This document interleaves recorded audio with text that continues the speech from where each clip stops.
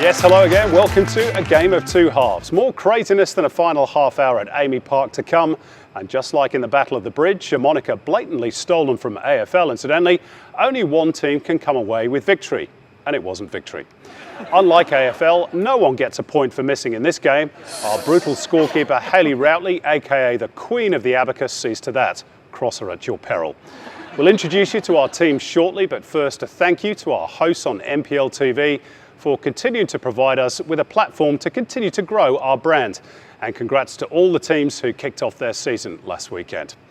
If you'd like to help us grow, then you can buy us a coffee at www.ago2h.com. Your contributions so far have been invaluable in helping to keep our writers awake as they attempt to write more jokes about tubers. So thank you. Well, let's kick off with a look at the news from around the world of football this week. The NPL, as mentioned, has kicked off in multiple states across the country with some big games such as Sydney United defeating rivals Sydney Olympic. Rockdale ran out 4-0 winners over the Wolves here on MPL TV. And in Victoria, Avondale changed a late winner into an injury time winner at Avenger Park. Toward goal. Square ball and it is then. Valentini makes it 2-1. What a comeback. Celebrations are supposed to be happy, Andrew. Oh, it doesn't look too happy for Avondale at the moment because down goes Valentini, the goal scorer, and Dylan Jacoby, and on go the medicals. Memories of Arsenal's Steve Morrow, who dislocated his collarbone celebrating the League Cup win over Luton back in the 1980s. In the A-League, Western United also got a late winner in the Battle of the Bridge. Phoenix proved too good for the Jets, and MacArthur's Anthony Golec demonstrates he may have been played in the wrong position his entire career. Both sides are really... Huge save! Wonderful save! It's as big as we've ever seen in Australia. I'm sorry, it is. It's as big as we've ever seen under pressure. That warranted some Craig Foster commentary. Staying with the A-League, Western United have added yet another home venue in their effort to unite Melbourne's West. As of now, their home venues include Amy Park in central Melbourne, GMHBA and Mars Stadium, both outside of Melbourne, and now Launceston outside of Melbourne, outside of Victoria, and outside even mainland Australia, and not even in Western Tasmania.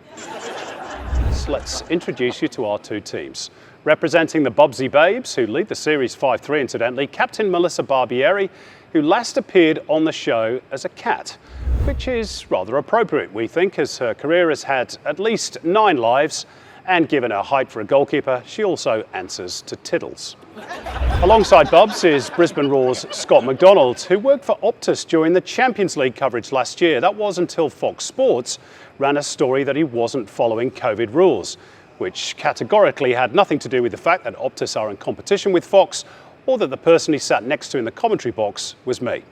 They should have known better, of course. Scott has legendary strong views on people flouting COVID rules. There's like 16, 17 people there. So I say to the girl, oh, well done, groups of 10, yeah? She goes, oh no, that starts tomorrow. Like the fucking virus starts tomorrow, you fucking stupid idiot. There's a wee bit of Glaswegian in there, I think.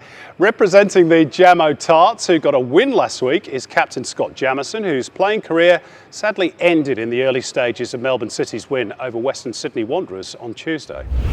Metcalf, those two Ollie Roos contenders. Aquilina with the nutmeg on Jamieson, of hair on it. They run little nutmeg.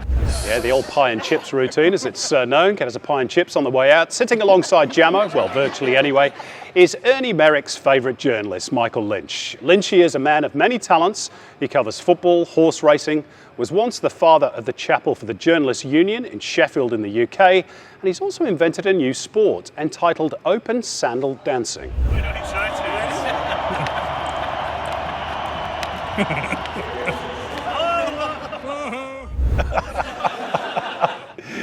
Oh dear, there ain't much rhythm there, Lynchy. A warm welcome to all our teams. Good luck. Let's get into it then. Let's start with our first round, which is a good place to start. It's 4-4-2. We show one team a set of 4 pictures. They can come up with any answer and they'll get a point if it's creative, even if it's totally wrong. If they don't spot the right answer though, the other team gets a crack at taking it from under your nose, quicker than you can say Champions League streaming rights. So let's get started. Jamo Tarts, you have first crack at this set of 4. And what we have here is Craig Goodwin, Ollie Bozanic, Andy Keogh and Mitch Duke. All four returned to a former club this season, but who is the odd one out and why? Well, Andy Keogh hasn't played for the Socceroos. Well, that's probably true, yes. But it's not what we're looking for. Oh, you asked for who the odd one out was, my son, and I gave you the right answer. To be fair, you did give me the right answer, so I'm a little bit slow off the mark. I'll give you a point for that, but it's not the actual reason as to why it's Andy Keogh. So for a bonus point, anybody want to have a crack at that? I believe it is, give me the pictures again, Ollie Bozanic, because the other three have played in the Middle East. No, the clue, Scotty, was when I said to Michael Lynch that Andy Keogh was the correct answer, which obviously meant you weren't paying attention. So Andy Keogh is the odd one out, but we're still trying to ascertain as the reason why.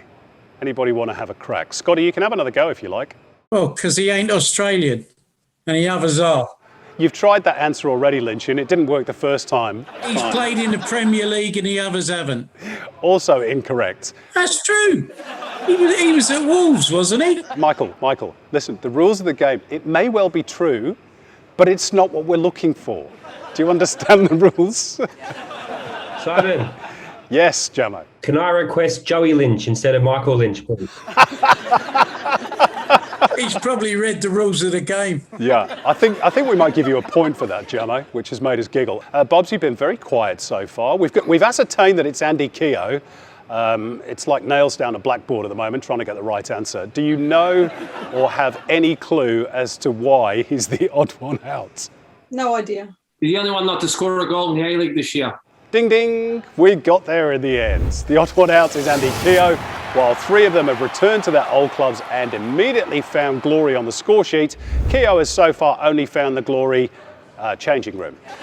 Bobs, you've had a comeback or two in your time at club and international level. Does the pressure ramp up with expectation on a return like that? How do you deal with it? Can you remember? Of course I can remember, Simon. I don't have Alzheimer's. No, it's always the pressure on yourself that you put on when you come back, and I think the reason why you come back is to enjoy the game and to do your best and make sure that you put your best foot forward. So I think ultimately the pressure outside of what you give to yourself is nothing. Goodness me, that was a very diplomatic and very serious answer, but a good one nonetheless. This is what I'm going to point out, though. The fact that they're 2-1 up and we all got the right answer. Already we're into problems over the scores. Hayley Routley's going to be on to you. Let's move on to the next set. Macca and Bobs, you're up for this one. You've got a chance to redeem yourself here. There are 4 Australian defenders coming up. We have Miloš Degenek, Trent Sainsbury, Bailey Wright and Matty Yerman. Who is the odd one out and why?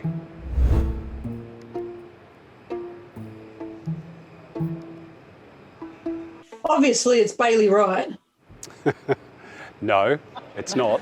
Let's throw it over to the Jamo Tarts. So, Lynchy, we'll give you a little hint here. You've got something in common with one of them. I do know with whom I do have a birth date in common, yes. Oh, which one is that one then? Trent Sainsbury and I. Is that right? And there's only about 40 years difference. So we're still searching for the odd one out and why. Jamo, Scott, Bobs, Lynchy, any clues? I would have said Bailey Wright because the other 3 have earned gazillions in the Middle East, but you said it wasn't Bailey Wright, so I'm at in. Give him a point for that? You're getting bitter, Bobs. You're getting very bitter about all this scoring. Are you sure it wasn't Bailey Wright? Because didn't he star in the Netflix documentary, Sunderland Till I Die? Yeah, Scotty, you can say Bailey Wright as many times as you want. You're not going to get a point for it because it's not the right answer. So you're down to a choice of 3. This is not difficult, guys. Who's the odd one out, you want to know, yeah? Yeah, that's the title of the round, Lynchy. Is it Sainsbury's? Sainsbury's. That's good. It's a good supermarket in the UK. It's Sainsbury. So your answer is Trent Sainsbury because of supermarkets. Anyway, we can see that nobody is going to get anywhere near close to this, so we'll have to tell you. The answer is 3 of them were born in Australia but play overseas, but Miloš Degenek was born overseas but came to live in Australia with his parents in 2000. The clue was that little hint I gave you there, Lynchy, only to return to the Balkans, of course, to play for Red Star Belgrade, Miloš Degenek. I haven't gone back to London to play for Tottenham yet. I don't think it's going to happen either, Lynchy, to be fair. I've seen you play in the media game. Talking of backgrounds and nationalities, the 2 Scots, you're both Australian born and bred, of course, but you do have very strong links to Scotland, and not just through your names. Have you ever had divided loyalties, the pair of you? Yes, of course. Yeah, I have. Yeah, I could have played for Scotland a good while ago, obviously before I chose the Socceroos, but obviously mum and dad are Glaswegian as well, through and through. But obviously being growing up and playing for all the national youth sides, it was never really in doubt at that time. Looking back, maybe it might have been better. Scott Jamieson, did you own a kilt or a sporran? Very similar to Macca there. I did have a few inquiries to join up with the jocks at the younger youth ages, but I chose to be loyal to the country of my birth, and gladly that paid out because I earned 4 very important caps against strong nations. You did indeed, Scotty. Okay, at the end of that opening round, let's check in with our own VAR. Renowned for her impeccable impartiality, Hayley Routley, who's the Mariners of 2021 and who's the Mariners of 2020? Well, I think the difference, Simon, is that I've actually been watching the video feed. Much to Bob's disgust, the Demo Tarts are leading 2-1. It's a joke. It's a joke. You're going to take it to the VAR, are you, Bubs? Thanks, Hayley. Early days yet, and the chance to notch up a few points in the wheel of misfortune. We spin the wheel, and where it stops is as unpredictable as this season's fixture list. What are we playing this week, Mr. Gallup?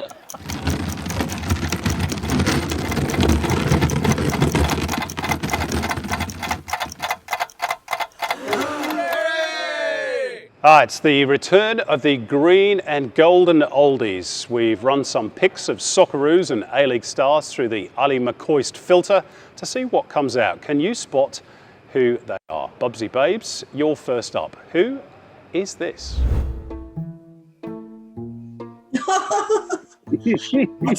That's got to be Ryan Grant.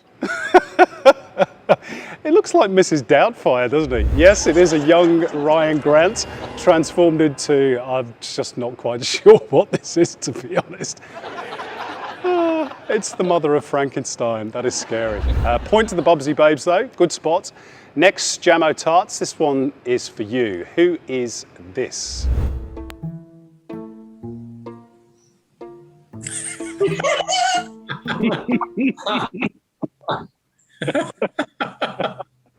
I love this round. It's that bloke from philosophy football, isn't it?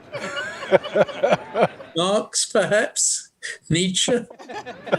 Could be. Plato. Socrates on the wing. Any right guesses for us? Milligan. It is indeed Mark Milligan, still looking a bit sharp at the age of 70. Oh, brilliant. Bubsy Babes, back to you for this next one. This is number 3. I think this one is a bit more tricky. You might want to go out on a limb or even a wing for this one. Oh, that's tough. Mm. Scotty, a winger, go. Shall I give you a further clue? He's currently playing in Germany. That's Matthew Leckie. It is a rather chubby-looking Matthew Leckie looking for his next jockey eclair. Back to you, the Jamo Tarts, for this next one. Oh, wow. Oh, that's so easy. It's the super coach. Yes, go on, Jamo. That's the super coach, Mr. Alan Stajic. It is the bloke who looks like he might be standing on the top of a ladder at the moment. The Mariners' miracle man, Alan Stajic, after his hair got altitude sickness from the club's current dizzying heights. Let's go back to the Bubsy Babes for the next one. Macca and Bobs, who is this one? Oh, who's Gary Gilliman? It is indeed Socceroo Matt Yearman, currently in Greece with Xanthi, so he'll probably be back home pretty soon too. Jamo Tarts, last one of the round for you. It's an easy one, we think. Even Lynchy can get that one. Miller Jedinak. It is, of course, Socceroos legend Miller Jedinak padding out his super with shifts as Santa Claus. Oh, now just hang on a second. I'm hearing we've got time for two more. Macca and Lynchy, these are for you.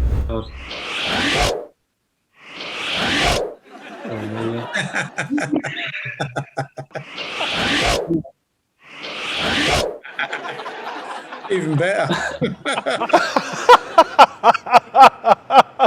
You look like Buddha, Lynchy. I've actually lost a lot of weight since that photograph, you have to be fair. And that blowout brace brings us to the end of the first half. Hayley, who ate all the point pies and who's been on the points paleo? Well, we've had a miracle round where every question was actually answered correctly. The Jamo Tarts have extended their lead 6 points to the Bubsy Babes 3. Thank you very much indeed, Hayley. We'll be back in less time than it takes VAR to spot a blatant handball after these words from our sponsors.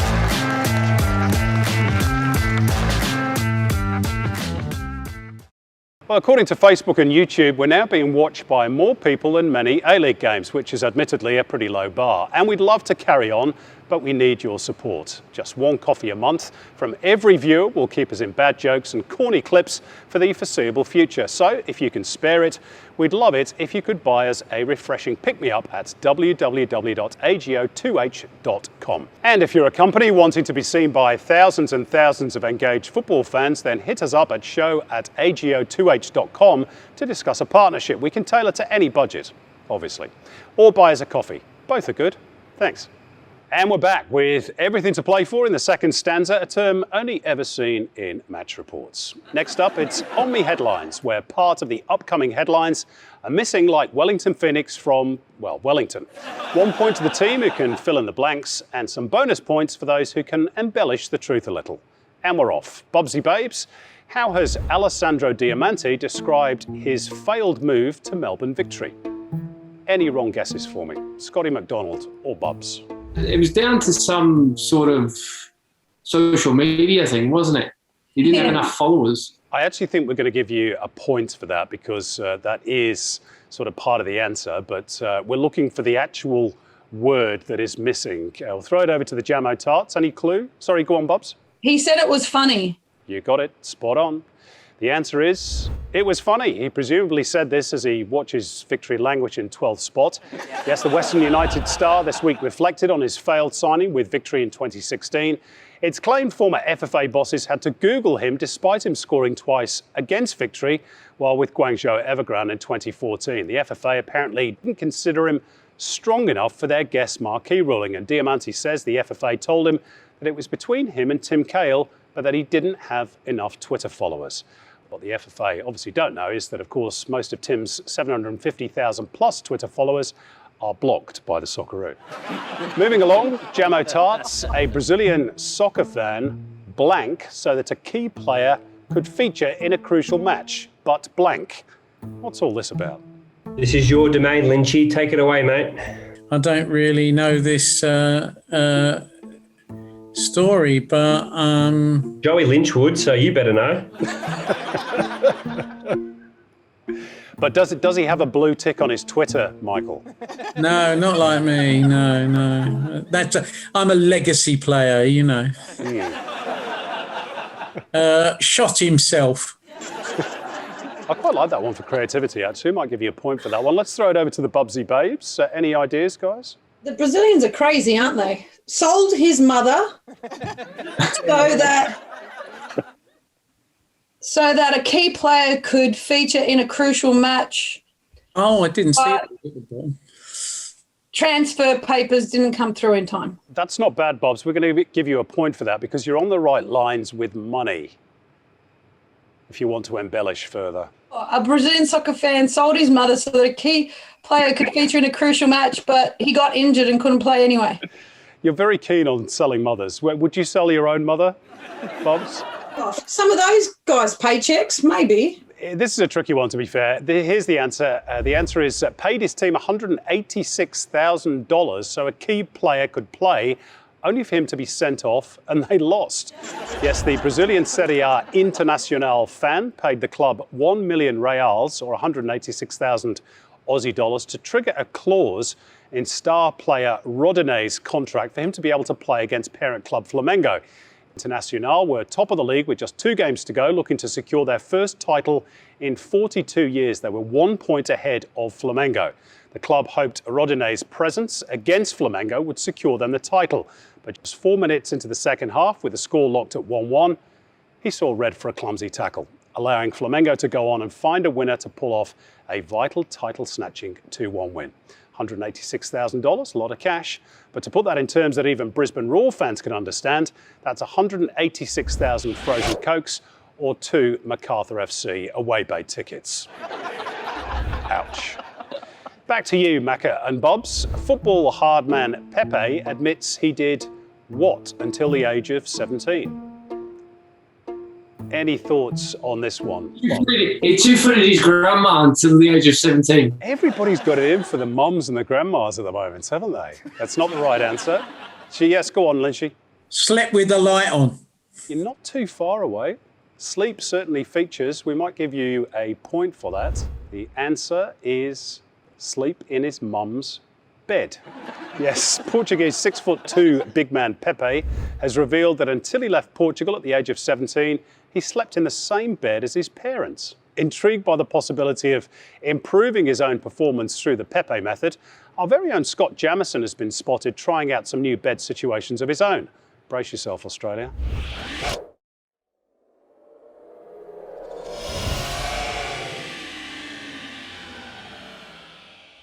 What's all that about, Scotty? That's dickhead Travis Dodd at it again, trying to stay relevant. And the other one was on a little Bali trip away when I was about 21, and I found these glasses, and the rest of the night is a blur. Our final headline is for you, Ginger Jammo Ninjas. What has Guardiola compared the West Ham boss to? Guardiola compares Moyes to Ferguson and says he loves the West Ham boss. That's quite creative. Let's throw it over to the Bobsy Babes. I'll give you a little clue that this word has actually been mentioned in this show already today. It's Buddha. Wow. How did you pick that one? Out of all the words I have said so far, and you've got the right one. It is Buddha. Guardiola came out saying he is one city zen who needs to find some zen and dreams of emulating West Ham's David Moyes' Buddha-like serenity and longevity in football management. I used to interview David Moyes. It was anything but that. But will Pep change his mind in 5 months' time, just like the last time Moyes was elevated to godlike status?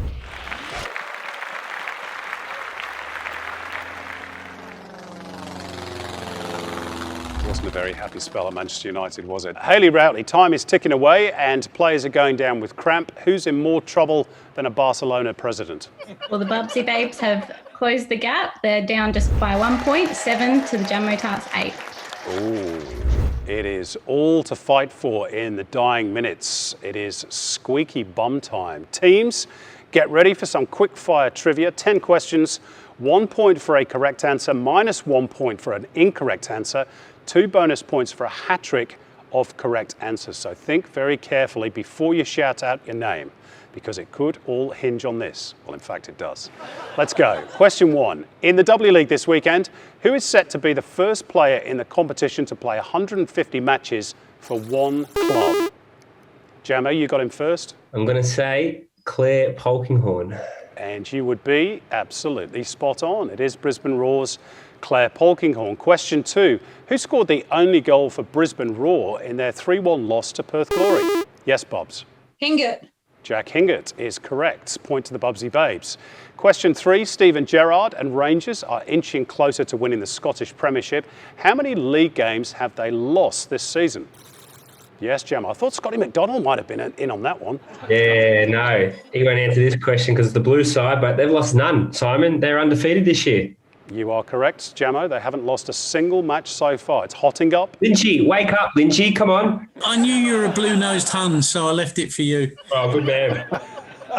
Oh yeah, we've got a bit of a divide, haven't we, given Lynchy's Irish background? You'd be a Celtic man, wouldn't you, Lynchy? Well, if I cared, yeah, I'd be a Celtic man. But I only have one team. My heart is not for sale. That's very true. Question 4. Why did Melbourne City's coach, Paddy Kisnorbo, miss the game against the Wanderers on Tuesday night? Yes, Bobs? He had food poisoning. He did indeed have food poisoning. A point to the Bobsy Babes. Question 5. Well, I could have answered the real answer, but I won't, Lynchy. I could have created a headline there, so I'll leave it. Do you have a little bit more information on that for us, Jamo? No, I'm joking. He was sick as a dog. He was, Paddy. He was sick as a dog. What did you put in his food after he left you out? No. He started me this week, so there was no food poisoning. The next time he drops me, then, I obviously give him the shit. Meanwhile, back to the quiz. Question 5. Which Simpsons character does Socceroos Jackson Irvine have tattooed on his leg? Yes, Bobs? The bartender. Mo. Mo's Tavern. Mo. Jamo, you can't just shout out the answer when she's thinking. Who do we give the point to there, Mr. Adjudicator? It goes to Bobs. Right, there we go. Question 6, true or false? Chelsea's manager Thomas Tuchel is undefeated in all competitions since taking over. Yes. True. It is true. Manchester City's winning streak is currently 21 games, but it's still lagging behind the longest winning streak in history. Which team holds the title in the European leagues? Yes, Scott? I know the European leagues. The Premier League. When you shout your name out, Scotty, you're supposed to know the answer. You just added a little bit on there. I thought it would just be the English Premier League. Right, longest. It's going to be one of those rubbish leagues, isn't it? Right. What, Scotland? I'm going to say Celtic. Incorrect.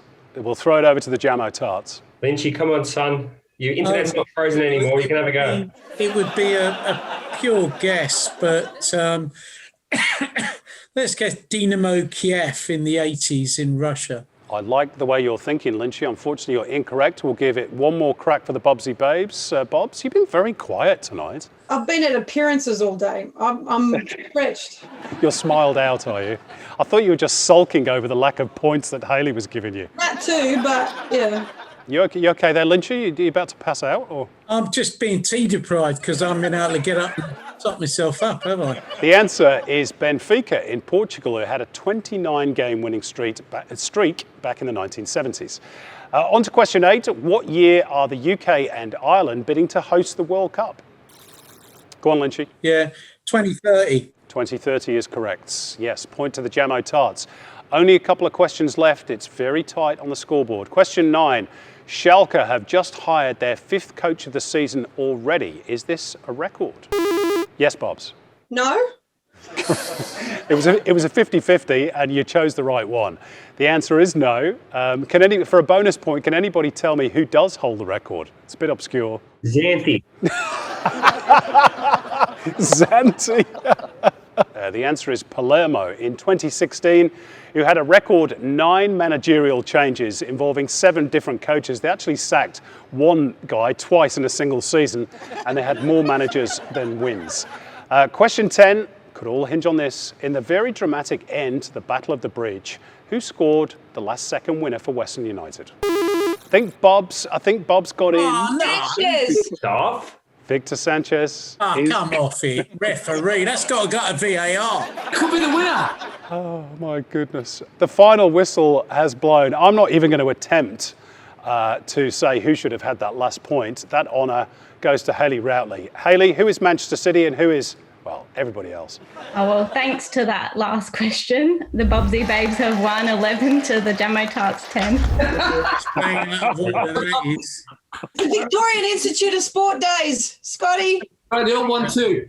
Well, joy unbridled for the Bobsy Babes, misery unconfounded for Jamo. We was robbed, Jamo. Thanks to our teams for playing.